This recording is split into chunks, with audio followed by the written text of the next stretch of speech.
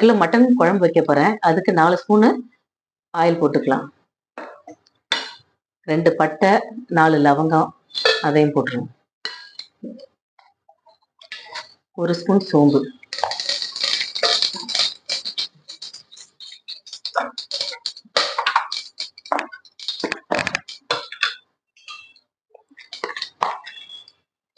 ரெண்டு ஸ்பூன் இஞ்சி பூண்டு பேஸ்ட் போட்டுக்கிறேன்.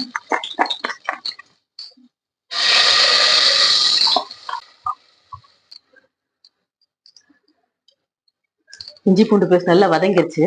இதில் மட்டனை போட்டுக்கலாம். மஞ்சத்தூள் போட்டு நல்லா க்ளீன் பண்ணி கழுவிட்டு அதுக்கப்புறம் அதை போட்டுக்கிறேன்.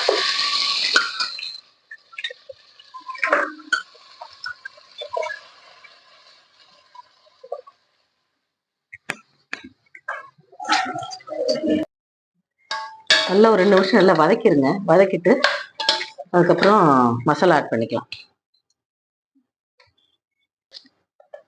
1/2 ஸ்பூன் மஞ்சத்தூள்,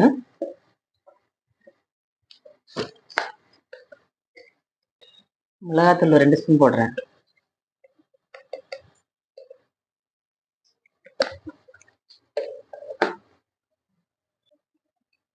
கரம் மசாலா 1/2 ஸ்பூன்,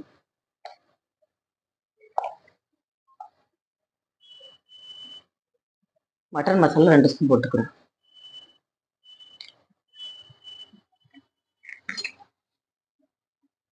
உப்பு தேவையான அளவு போட்டுக்கணும். போட்டு நல்லா கிளறி விட்டுருங்க. மசாலா நல்லா 2 நிமிஷம் கிளறின உடனே அதுக்கப்புறம் தண்ணியை ஊற்றி வேக வச்சுக்கலாம்.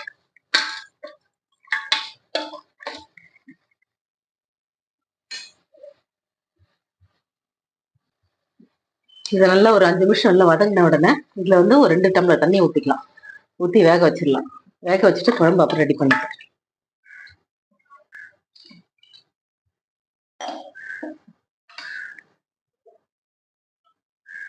இது வந்து ஒரு 7 விசில் விட்டு மட்டன் கொஞ்சம் நல்லா வேகணும். அதனால 7 விசில் விட்டிங்கன்னா ரொம்ப நல்லா சாஃப்ட் ஆயிரும்.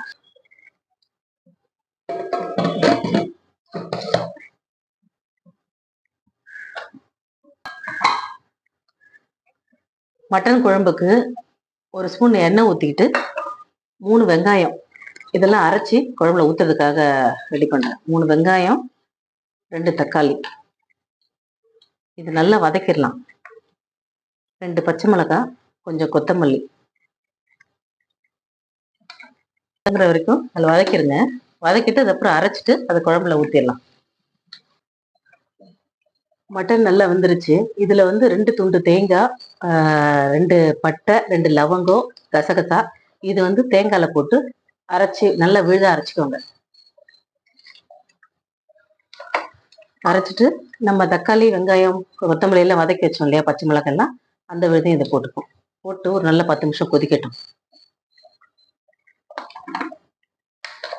மட்டன் குழம்பு ரெடி ஆயிடுச்சு. கொஞ்சம் 2 ஸ்பூன் ஆயில் போட்டு சோம்பு 1 ஸ்பூன் போட்டு கொத்தமல்லி கொஞ்சம் போட்டு தாளிச்சல கொட்டிடுவோம். இதை ட்ரை பண்ணி பாருங்க. லைக் பண்ணுங்க, ஷேர் பண்ணுங்க, சப்ஸ்கிரைப் பண்ணுங்க, கமெண்ட் பண்ணுங்க.